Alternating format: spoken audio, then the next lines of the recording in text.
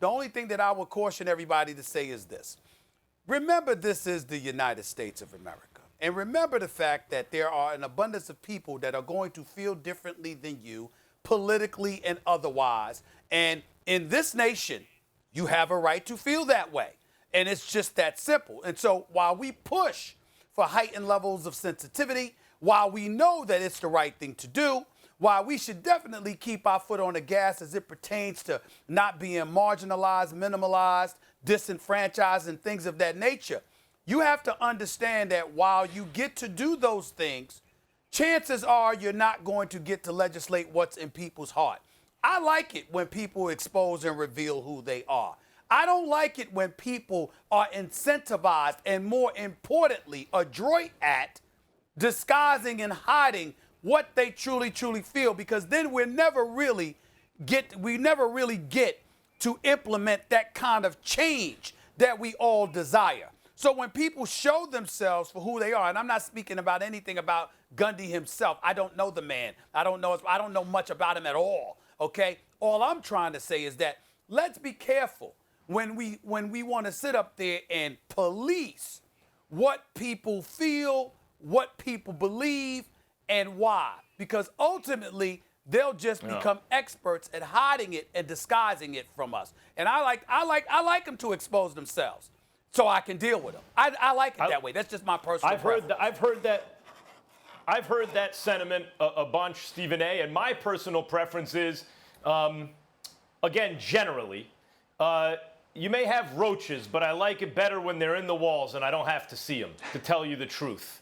That's how I feel about it. And there are deal-breaker kind of issues. For example, if Mussolini was a politician in this country espousing the same sort of things he did, and you know, someone said, yeah, I'm pro-Mussolini, that would be a deal-breaker for me. And I would think public criticism, not only is it okay for public criticism to be brought against them, but it should be brought against them. I want to read you something Mike Gundy said about the network whose T-shirt he had on. It was so refreshing. They just report the news. There's no commentary. There's no opinions. There's no left. There's no right. Someone who believes that, I don't want to make an ad hominem attack and call someone stupid, but if you believe that about that issue, you are cognitively impaired. You lack the judgment to understand. And if you wear a shirt like that, expect people of color at the very least, let alone just socially conscious people, to not be friendly toward you. And what I found uncomfortable about that video, Molly, is there was only one person basically apologizing. Not the coach, who owes an apology, but the player who did not. The coach should have been called out publicly. This is not, by the way, it's not just that comment. There have been others that shows you that he does not seem to me to be cognitively able to judge news cycles and such. And especially at a time like this, I think if you play for that team, whatever personal loyalty he's established, you have to ask yourself whether you want to continue playing for that team with that kind of coach. Let's quit using big words to describe Mike Gundy, cognitively impaired. Mike Gundy is a buffoon. He proves that every time he opens his mouth or does anything for that matter. And Max is right. At this particular moment in history, considering everything that has been going on, to wear that T-shirt is an insult. I don't care what Mike Gundy watches on television. I don't even care what his opinion of what he watches, even though he shares it with us whenever he is given the chance.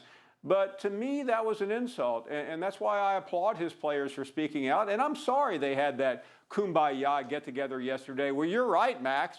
The only person that apologized was the player. The person that should have looked into that camera and said, I'm sorry, I have been insensitive, I will work with you to be better, is the head football coach who makes $5 or $6 million a year, who, frankly, his record doesn't even support it. But I'm not sitting here and going to throw darts at him because he's 2-13 against Oklahoma. I'll leave that to the press out there. What I am here to say is that Mike Gundy has been doing this for a long time. He continues to put his foot into his mouth every time he speaks. And that's why I firmly believe the university would be much better without him. It would cost them a lot of money, maybe $10 to $15 million to buy him out and to fire him. But I can tell you one thing, Oklahoma State would be better today if they fired Mike Gundy than to allow him to continue to embarrass the program and embarrass his players.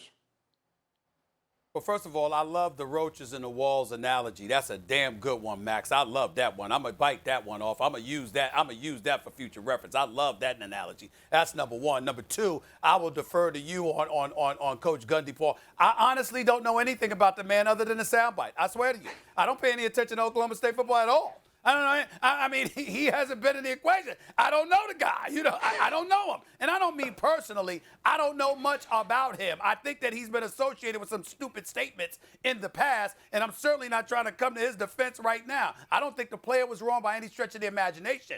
But all I'm saying is that to me, you shouldn't find out on Twitter. You should have looked. You should have went right to that man. I'm not saying don't go on Twitter. I'm not saying don't undress him. I'm certainly not saying don't apologize to him. I'm certainly not saying do apologize to him. What I'm saying is there's nothing wrong with looking that man in the face and going like, yo, you're supposed to be the coach of all of us. How could you do something like this? What the hell is wrong with you? And tell him to his face before he found out on Twitter. That's all I'm saying.